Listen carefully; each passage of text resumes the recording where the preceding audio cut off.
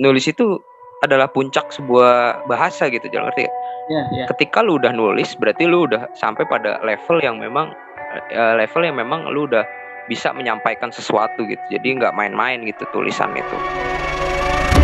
There is a place where you can run free. Time does not exist. Take a chance when the road before us falls under our feet. Oke. Nah, sekarang gue sama sahabat, kawan, rekan sekaligus saudara gue. Ren, kayaknya sebelum mulai nggak bakal fair kalau kita nggak kenalan dulu. Maksudnya bukan gue sama Oke. kita kan udah kenal lama ya. Cuman kan di sini Lama banget. ya bukan antar gue sama lu aja, tapi juga ada audiens yang harus di-treat juga kan. Nah, tak kenal mah. Iya, betul. Nah, oke. Hanya gue kasih kesempatan lah. Udah kenal aja belum tentu sayang. Ya. Pengalaman pribadi. Mau nyambung ke situ? Lanjut. Oke, lanjut ya. Oke dah. Sekarang kenalin dulu deh. Nama lu siapa? Terus lu sekarang tinggal di mana? Ya itu aja deh. Oke. Kenalin, nama gue Randy Kurniawan.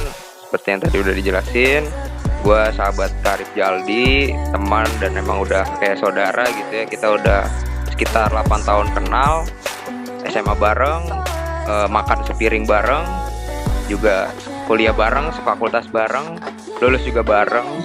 Jadi I know him well gitu. Dan gue sekarang tinggal di Bekasi. Oke. Gue pengen tahu dong Ren, kenapa sih lu suka baca gitu? Sampai-sampai lu kan pernah cerita waktu itu lu pernah ngelanggar di pondok gitu. Iya, betul. Ya. Tiap Kamis gue madol pramuka. Nah, iya benar. Nah, itu kan Baca buku. Iya. Lu kenapa sih kok bisa segitunya gitu kan sama baca? Jelasin. Oke. Mungkin tambahin sedikit cerita kali ya biar asik gitu ya. Boleh. Dalam perspektif gue, menurut gue baca itu minat baca itu dibangun dari ketika lu kecil gitu. Ketika gue kecil, orang tua gue mendorong gue untuk baca gitu. Apapun, everything yang emang interesting gitu. Itu gue bahkan masih ada buku-buku gue zaman TK tuh tentang dinosaurus yang kita tuh Tyranno, terus ya macam-macam dinosaurus zaman dulu gitu. Itu memang orang tua gue mendorong gitu. Tapi kesini-sini memang bacaan itu menjadi satu bagian dari hidup gue yang hampir nggak bisa dipisahin sih gitu. Kalau secara sederhananya kayak gitu. Ya. Itu, tapi gue agak bingung juga ya ngejawab kenapa gue suka ya, karena mungkin gini kali ya, ketika lu makin menggali sesuatu, lu akan makin tahu betapa lu bodoh gitu, betapa lu nggak bisa apa-apa, betapa lu kurang dalam hal apapun. Jadi kayak nggak puas-puas gitu, semakin ngegali semakin dalam, semakin lu bener-bener wow, this world is crazy gitu, kayak wow, ini gila banget sih, dunia tuh luas banget gitu, dan kita bener-bener yang kecil gitu. Jadi gue kayak ngerasa ya I have to develop myself gitu dengan ya cara membaca itu gitu. Jadi kayak ya that's why gitu, gue udah suka banget sih dari gue kecil gitu. Cuman memang tradisi membaca dengan benar dan baik memang baru mulai di SMA. Di SMA yaitu gue ketemu buku-buku bagus ya, beberapa memang di perpustakaan gue diperkenalkan oleh pondok pesantren lu gitu kan. Nah di situ gue ketemu buku-buku bagus, terutama punya Ustadz Cipung zaman dulu. Ya, Story of Arab itu buku keren pertama yang gue kenal waktu zaman SMA. Ya, Story of Arab, Philip Kahiti. Ingat banget gue, warna coklat. Di perpus kita punya warna hijau, cuman buku pertama yang gue baca itu warna coklat, punya Ustadz Cipung. Rebutan nama Arsi zaman dulu. Jadi duluan cepet-cepetan nama Agung. Emang cuma gue dulu stoknya di perpus ya, cuma satu dan gak boleh dipinjam. Dia kayak yang classified gitu loh, Jal. Hanya rebutan. Jadi kalau menurut gue minat baca itu akan each of yourself akan apa ya istilahnya, lu akan nemuin alasan lu sendiri gitu, berbeda-beda gitu. Lu akan temuin sendiri gitu. Tapi memang masalah kita sih sebenarnya, maksudnya dalam artian kita harus encourage juga. Kenapa? Karena minat baca Indonesia itu kan parah gitu. Nomor 60 dari 61 itu di tahun 2018. Belum tahu itu kita kalau diteliti lebih lanjut seperti apa di tahun-tahun sekarang gitu. Itu jadi menurut gua untuk membacanya kita harus mendorong, tapi untuk nemuin esensi kenapa membaca itu masing-masing orang biasanya punya sih, Ja. Kayak why gitu.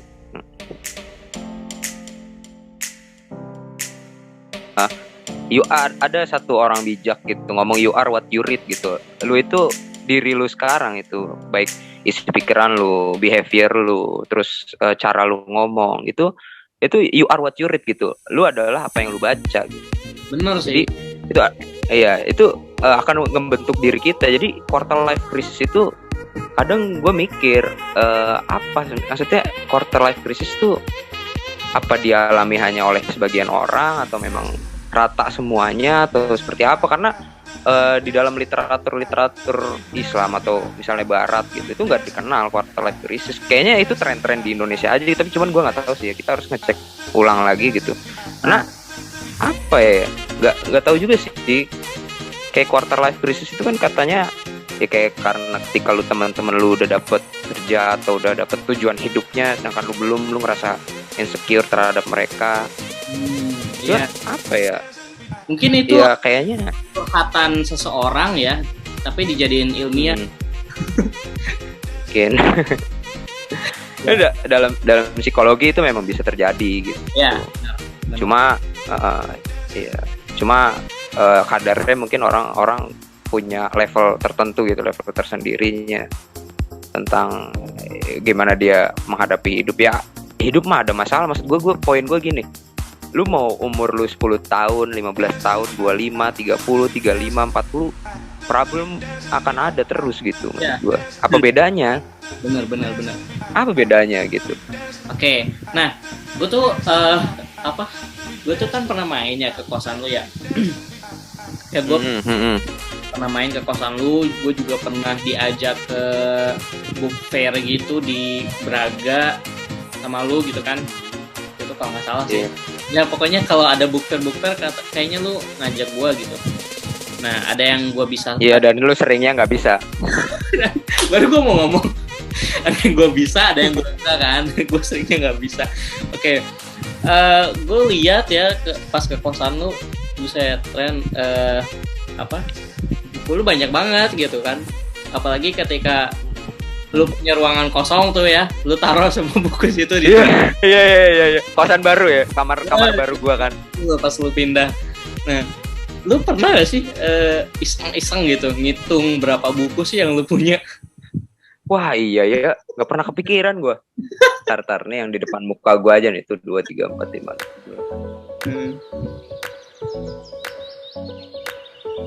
Ini yang di deretan meja depan muka gua ada sekitar 30-an. Tahu udah banyak banget. Wah, lu lihatnya gue nggak yakin sih lebih dari 100 ya. Mungkin lebih, ya jelas lebih dari 100. Cuman gue nggak pernah ngitung angka pastinya sih. Iya. Ada beberapa kan memang yang majalah yang tipis-tipis tuh, yang buat dulu kita latihan IELTS tuh masih ada banyak numpuk. Nah, ini nyambung. Iya juga ya, gue nggak kepikiran lu ngitungin buku lu. Iya juga ya. Iya. Makanya gue nanya, dan mungkin audiens juga penasaran ya. Emang berapa buku sih yang yang lu punya gitu kan? Nah, berkaitan juga sama banyaknya buku yang lu punya. Sama banyaknya buku yang lu punya, gue pengen tahu juga nih, apakah semua buku itu lu baca atau buku-buku itu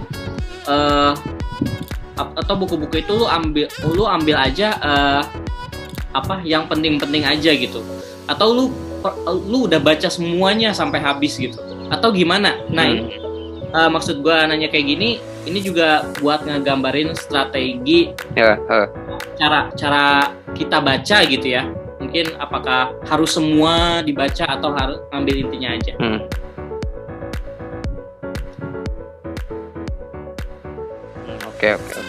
Oke, got the point. Jadi kalau gue punya tiga model kali ya bisa dibilang. Sekarang nih kan suara gue aman kan, Jal? Aman. Oke. Jadi gue akan megang 6 anak gitu ya. Gue lagi ngelatih mereka di penerjemahan sama di pelatihan bahasa Inggris gitu. Jadi mereka harus terjemah jurnal dan otomatis gue harus baca jurnal itu gitu. Nah, di situ jadi gue punya 3 nih. Ini yang pertama adalah critical reading, artinya ini yang pakai otak gitu, artinya baca yang menggunakan otak gitu. Nah ya untuk ngebenerin terjemahan mereka, untuk memberi masukan di cara nulis mereka di bahasa Inggrisnya gitu, gue kan harus baca dong. Yes, benar-benar. Exactly. Nah gue baca sampai habis untuk yang itu, critical reading itu. Tapi ada caranya memang. Kita mungkin butuh satu sesi lagi kali untuk ngomongin teknik baca. Cuma intinya itu gue baca sampai habis, dan ya itu demi mereka gitu. Maksudnya dalam artian yaitu untuk ngoreksi kerjaan mereka gitu, terjemahan mereka, terus cara nulis mereka. Programnya kebetulan mereka nerjemah dan nulis review satu buku gitu, dan otomatis gue akan baca buku mereka gitu. Itu satu. Yang kedua adalah buku-buku yang gue punya ini itu sebenarnya bahan gue nulis gitu kan. Gue iseng-iseng suka nulis beberapa di artikel, terus di beberapa media ini sih ya, media online ya. Gue belum nyampe media cetak, sekali doang dulu tembus, dan itu duitnya juga belum cair sekarang.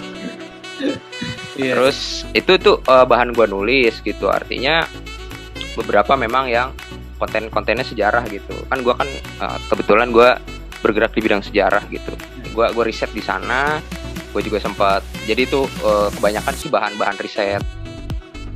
Selebihnya adalah yang ketiga adalah ya bacaan santai. Bacaan santai dalam artian ya lu habis nggak habis, yang penting kan lu baca untuk ngisi otak lu gitu, Jal. Kayak kemarin gue beli buku Stephen Hawking yang A Brief History of Time. Terus ada misalnya Richard Dawkins yang lagi gue ikutin nih, orang ini nih si gokil satu ini, selfish gen atau gen egois gitu. Nah itu kelanjutan dari teori Darwin, sebenarnya dia pendukung teori Darwin.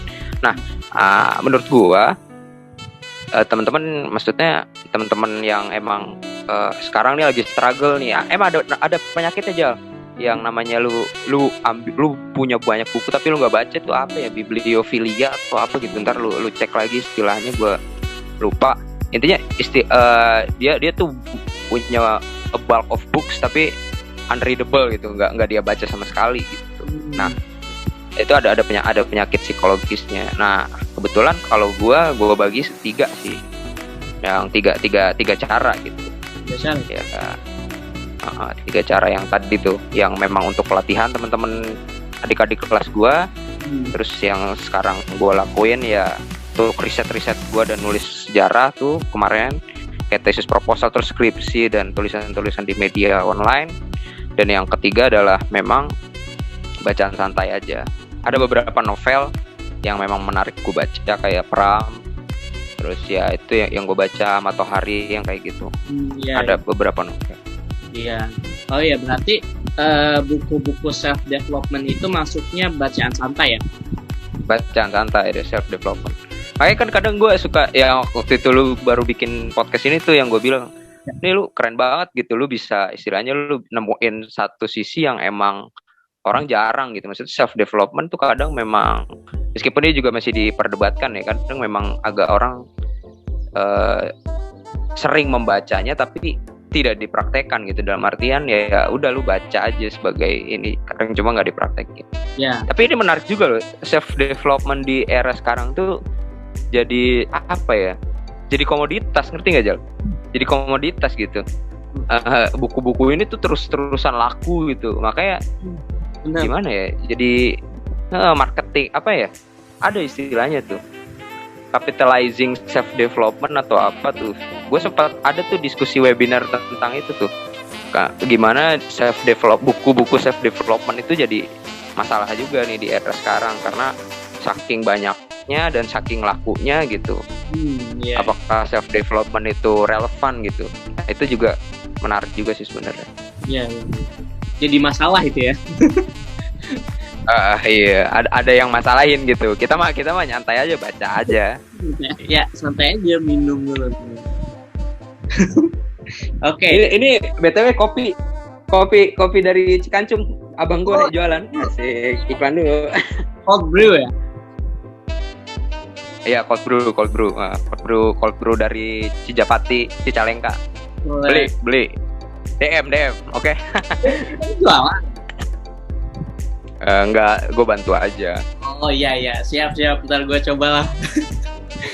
Ya, gue juga udah lama gak kopinya kapal api terus. Kita lanjut ya Ren ya. Anyway share dulu dong lu gimana minat baca lu. Lu ada insight nggak? Oke. Masa gua doang satu arah, kita discuss lah. Kalau gua ukur gitu ya, maksudnya nggak bisa diukur sih sebenarnya. Gua kira minat baca gua sih nggak terlalu tinggi ya. Ini gua ngaku aja gitu ya, salah satu orang di Indonesia yang minat bacanya memang kurang tinggi. Mungkin kalau dibanding sama lu ya, maksudnya ya, kalau dibanding sama lu mungkin gua kurang gitu ya. Karena menurut gua gimana ya? Menurut gua juga Gue juga kalau baca buku itu salah satu yang maksudnya kalau beli buku tuh. Gue tuh kalau ke Gramedia Ren, gue tuh senang banget pengen beli buku ini, pengen beli buku itu, alih-alih untuk menguasai apa yang ada di buku itu gitu. Gue pengen jadi iya.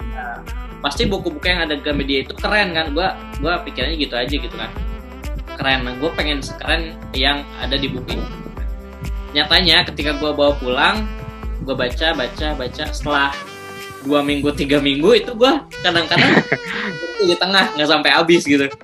Nah itu ya, mungkin salah satu yang tadi penyakit yang tadi lu sebutin ya. Nah kalau gue sih baca ya kalau misalkan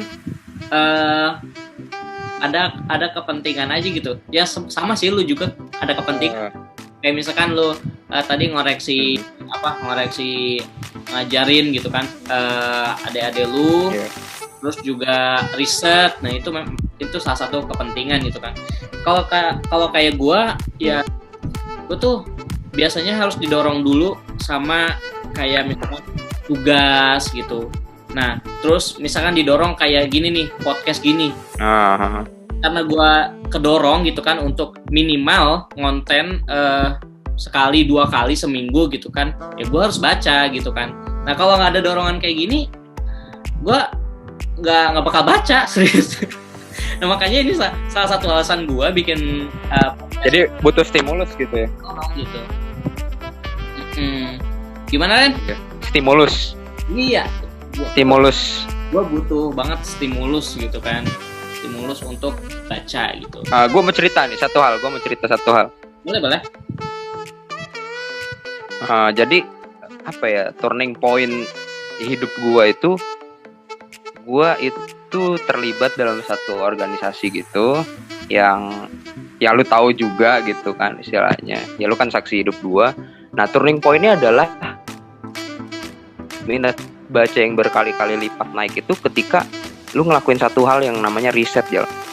Itu riset itu ngebuka segala pintu akademik sih menurut gua. Artinya ya sekarang gua tanya deh, skripsi lu berapa jurnal yang lu baca, berapa buku yang lu telan, berapa berita yang lu baca, berapa video kan waktu itu lu tentang marketing Apple gitu kalau gua nggak salah. Ya lu bisa hitung sendiri lompatan bacaan lu di ketika lu sedang riset gitu. Kayak otak lu tuh nyiapin gitu untuk nerima bacaan sebanyak apapun gitu. Nah, itu yang gua rasain gitu. Itu gua riset kan sampai 3 kali riset yang gua tulis akhirnya jadi masalah di jurusan gua. Itu kan sempet kalau nggak salah sumbernya sekitar puluhan atau hampir nyentuh ratusan, cuman nggak nyampe sih, puluhan. Yes. Itu maksud gua turning pointnya itu memang ketika lu sedang otak lu tuh udah siap nih untuk menerima konten-konten buku itu, ya lu bandingin sendiri kan, lu riset lu keren gitu istilahnya. Menurut gua ya minat baca itu bisa berkali-kali lipat ketika kita menanamin otak kita untuk siap kerja gitu. Artinya active reading gitu loh, bukan passive reading gitu.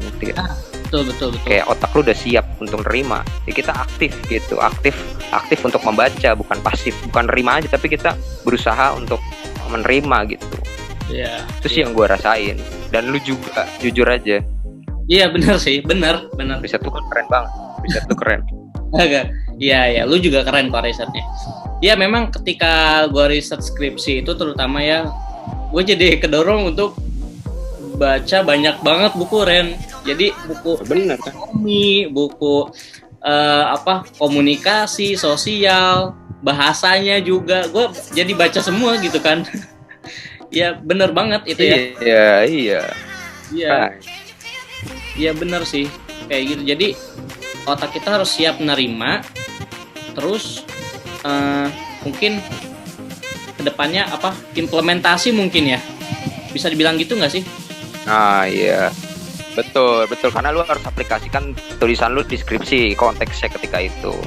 Nah terus konteks sekarang ketika lu udah istilahnya selesai, ya lu harus cari wadahnya ya. Kebetulan kan sekarang dapat podcast nih, dan gue sangat senang bisa terlibat di sini, keren. Ya itu akan jadi stimulus gitu. Bener sih. Gitu menurut gue.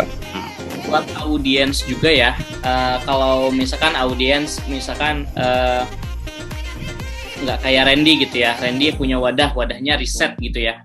Nah audiens misalkan nggak punya wadah riset misalkan ya, karena memang tidak bergerak di bidang akademik misalkan, ya audiens juga bisa aplikasikan itu di kehidupan sehari-hari. Gue juga pengen nanya lagi nih ya, ada nggak sih perubahan yang terjadi setelah Randy baca buku? Banyak dong. Oke. Gimana tuh? Ceritain. Oke. Balik ke yang tadi kita bahas ya, artinya yang gue kutip ya, you are what you read gitu. Lu adalah apa yang lu baca. Turning point ketika gue setelah riset cukup lumayan itu adalah ya waktu itu gue sempet yang summer school di UGM itu tuh Jal. Oh iya. Nah itu menurut gue itu salah satu yang emang ngubah. Gue ngelihat perubahan gue setelah baca tuh ya ketika di sana gitu. Nah mengubah kita ketika kita udah baca, dan kayak ngebuka pikiran lu gitu, ngebuka perspektif gitu. Jadi dunia ini semua tentang perspektif yang gue lihat gitu. Artinya ya lu bisa ngelihat satu hal itu jadi baik, lu bisa ngelihat satu hal itu jadi buruk tergantung perspektif. Nah itu yang menarik di sebuah bacaan gitu. Artinya setiap orang kan punya perspektif sendiri ya. Each mind itu kan different gitu. Jadi berbeda-beda gitu orang. Nah yang menarik dari sebuah buku adalah nulis itu adalah puncak sebuah bahasa gitu, jangan ngerti ya? Yeah. Ketika lu udah nulis, berarti lu udah sampai pada level yang memang lu udah bisa menyampaikan sesuatu gitu. Jadi nggak main-main gitu tulisan itu. Nah, ketika lu udah nulis, makanya gue kagum sama lu yang emang tulisan lu udah terbit di mana-mana, itu kalau udah keren banget. Nah, artinya lu bisa menyampaikan kepada halayak ramai gitu tentang apa yang lu pikirkan. Nah, maka dari itu ya kita bisa dapat nih perspektif orang. Jadi kita kayak ngelihat orang tuh atau ngelihat fenomena tertentu tuh kayak ya santai aja gitu, udah bisa ya misalnya ini dulu gua ngelihat sesuatu itu luar biasa misalnya, terus ketika kita tahu perspektif lainnya ya udah biasa aja, ternyata dalam perspektif ini ya ya udah gitu, it's a common fenomena gitu ya, jadi kayak membuka perspektif lu gitu. Jadi kita juga kayak lebih bisa menghargai ya perspektif. Betul, itu sih ya, toleran terhadap yang berbeda kayak gitu tuh. Aduh, keren lah pokoknya. Oke, cuma ini belum dapat beasiswanya Jal, artinya ya kalau misalkan gue bayar sendiri ya corner lah gitu istilahnya, impossible. Cuma makanya gue nunggu beasiswa. Tolong doanya ya. Ya, amin. 4 sih Jal, 4 bukan 3. Oh ya, 4, wow. Oke, apa aja tuh? Pilihan pertama gue tentu saja SOAS, yang emang gue mimpiin dari tahun 2017. SOAS, University of London. Yang kedua Edinburgh itu di Scotland. Ketiga di Lancaster, pinggiran Inggris juga. Yang keempat di Groningen di Belanda ya. Oke. Dah, gua kalau yang SOAS itu lu udah dapat ini nggak sih? Udah dapat email belum sih? Udah, LOA namanya, Letter of Acceptance. Ya udah dapat itu ya? Udah, semuanya udah kan. Tempatnya udah ya? Kalau nerima kan ngasih LOA. Iya. Nah, ini kan kasusnya kan sama kayak mau di Ayunda ya. Nah, audiens tahunya Ayunda ya. Sama nyamain lu. Sama Harvard gitu kan. Lu juga pasti kan. Level lah gua. Ya kayak mau di Ayunda lah ya. Dia sekarang bimbang ini ya. Kalau misalkan lu dapat beasiswa atau scholarship dari pemerintah atau dari lembaga gitu ya, lu bakal pilih mana Ren di antara keempat ini? Aduh, gua bingung Jel. Ya lu kan harus pilih kan. Mana ya? Iya, nggak mungkin semuanya kan. Iya. Pusing juga. Gimana tuh? Lu udah mikirin belum? Gua kayaknya akan prefer ke Edinburgh sih. Edinburgh yang itu. Karena dia nomor 6 se-Inggris atau se-Eropa gitu. Kalau di dunianya mungkin puluhan gitu, nggak nyampe 10 besar, cuma puluhan sedunianya. Jadi gue akan pilih itu based on ini sih gelarnya, karena yang gue lamar selain itu kan kayak Groningen, terus si Lancaster sama SOAS itu MA kan, Master of Arts. Sedangkan di Edinburgh ini sendiri Master of Science. Gitu. Jadi itu MSc ya. Jadi kayak interesting gitu. Meskipun pas gue lihat matkulnya sama aja sih. Itu course-nya sama aja yang ditawarin. Iya. Tapi dari keempat universitas itu jurusannya di bidang yang sama? Sama, sejarah semua, history. Sejarah semua. Dan kan beda-beda ya Ren ya? Ya maksudnya sejarahnya ada yang sejarah Islam, betul. Ada yang sejarah biasa juga ya? Coba dong. Iya, biasa. Gimana aja? Gak detail connection. Ceritain detailnya tiap universitas itu jurusannya apa aja gitu. Oke. Mulai dari mana ya? Ini kali ya. Groningen dulu kali ya. Belanda, yang di Belanda. Oke, di Belanda itu ada namanya sejarah yang jurusan gue itu namanya History Today, MA History Today. Dan itu programnya juga cuma setahun. Course yang ditawarin itu kayak sejarah perkotaan gitu. Jadi gimana kota-kota masa lampau gitu punya sistem tertentu yang nantinya bisa diimplementasiin di zaman sekarang seperti itu. Itu yang di Belanda sih. Nah, kebetulan tesis proposal gue kan tentang bacaan itu sendiri ya, pelarangan buku kan yang riset gue, lanjutan dari riset S1 gue. Nah itu ya gue sesuaikan aja ya, kalau konteks sekarang nih masih ada kan pelarangan buku dimanapun gitu, dan dari kalangan yang memang mengerti ya, kita bisa diskusiin itulah. Intinya gue mengkaitkan riset gue dengan apa yang dimau universitas itu gitu aja. Ya kan memang riset gue tentang buku gitu. Gitu. Tuh kan, benar. Gue tentang buku. Yang ngundang ya, soalnya riset lu tentang buku ya. Ya, gue tentang buku. Yang kedua Lancaster. Lancaster itu universitas ini sih kayak mereka sejarahnya memang cukup bagus, di dunia mungkin nomor 30-an. Di situ ada satu mata kuliah yang menarik buat gua, itu book apa ya? Pokoknya tentang buku gitu, book culture atau apa gitu, book culture kalau nggak salah. Nah, di situ ada kayak ngelihat bagaimana budaya perkembangan buku gitu di berbagai belahan dunia. Nah, gue tertarik tuh sama mata kuliah itu. Makanya gue kaitin tesis proposal gue dengan mata kuliah yang pengen gue ambil gitu. Tesis proposal gue kan memang berbicara tentang buku gitu. Nah, apakah gue kaitin apakah budaya budaya menghancurkan buku ini termasuk ke dalam salah satu elemen book culture gitu. Itu gue kaitin ke sana dan akhirnya ya goal gitu ya, lumayan alhamdulillah. Gitu. Terus yang ketiga, universitas yang gue pengen yaitu ini apa? SOAS. Itu universitas impian banget buat gue. Meskipun kata dosen gue udah lepas ambil Edinburgh kata dia gitu. Cuman ya ini tetap impian gue. Maksud gue di sini ngaitin riset gue regionalnya Jal. Jadinya tadi kan Indonesia doang tuh waktu S1, cuma Orba doang gitu, buku Islam doang lagi. Nah ketika gue apply ke SOAS, gue ini widen lagi gitu, gue luasin lagi perspektifnya jadi Southeast Asia gitu. Dan mereka kan memang ahli di bidang Southeast Asia, namanya aja School of SOAS, School of Asia and Africa Studies gitu. Nah, ketika gue lebarin perspektifnya, ya udah akhirnya mereka mau terima gitu. Nah, kalau Edinburgh sama kasusnya kayak Lancaster, dia punya mata kuliah yang menarik buat gue. Itu political apa ya? Pokoknya tentang politik gitu. Jadi sejarah politik gitu loh. Pendekatannya itu pengen gue pakai di riset S2 nerima. Ya udah, kayaknya gue akan prefer ke Edinburgh karena Edinburgh udah sampai bikinin email, udah bikin student card gitu. Ya, wow.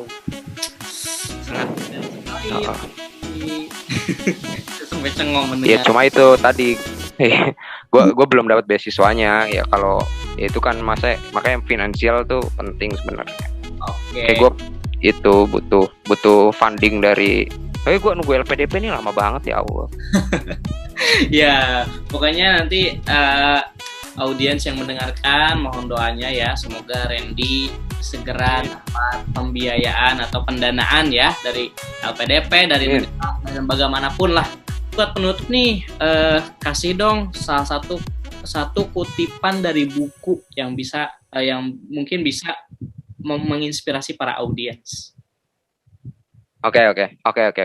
Gue mau ini kali ya, rekomendasi satu buku menarik aja. Itu bukunya karangan Voltaire, judulnya Si Lugu. Oke. Lain bahwa ya kita God never play die. Nah di Zadik itu digambarkan demikian gitu ya. Sebenarnya di dunia ini nggak pernah ada kebetulan dan semuanya punya benang merah gitu. Iya. Gitu sih Jal ya. Oke. God never play dice. Benar. Tuhan tidak pernah bermain dadu. Iya, betul. Nah, jadi nggak usah khawatir ya. Kehidupan itu mengalir sesuai dengan apa yang kita usahakan gitu kan. Ya, karena tadi ya kutipan yang Randy ambil tadi ya. Tuhan tidak pernah bermain dadu. Semua tidak ada kebetulan ya. Karena semuanya diusahakan ya. Jadi buat lu ya harus tetap semangat ya, jangan males-malesan ya, jangan juga terlalu menggebu-gebu ya. Kalau ada sesuatu ya biasa aja gitu kan ya, kita betul. Nah seru tuh, seru. Iya, kalau ada sesuatu ya jangan menggebu-gebu lah, jangan ya. Kalau jangan kayak baru tahu gitu, wah gini. Karena kalau perspektif kita udah banyak ya kita bakal biasa aja sama segala sesuatu yang mungkin mengejutkan bagi orang lain gitu kan. Oke Ren, makasih banyak ya malam ini sudah meluangkan waktu di tengah kesibukannya mengajar dan bekerja. Gue sangat mengapresiasi waktu yang lu bisa luangin buat audiens dan buat podcast gue. Dan mungkin ada thank you Jal, lu keren banget Jal. Kata yang lu pengen sampaikan? Udah banyak. Udah ya. Semangat aja buat Jaldi, my best friend. Gue tetap salut sama lu sampai kapanpun, lu keren banget. Gue juga bisa bikin karya ini. Gue apresiasi banget, terima kasih sudah mengundang gue yang bukan apa-apa ini. Allah. Salam buat keluarga lu, salam buat audiens lu. Ya. Salam juga ya buat keluarga di rumah. Semoga sehat selalu dan semoga keinginan dan cita-citanya bisa tercapai dan menginspirasi banyak orang. Oke. Alhamdulillah tidak membahas itu ya. Tidak. Saya perjanjian. Oke. Episode berikutnya mungkin ya. Oke. Ya. Oke, sekian para audiens para pendengar yang budiman yang setia mendengarkan podcast saya. Terima kasih banyak. Semoga bisa memberikan manfaat buat kalian semua dan bisa memberikan insight yang baru buat kalian.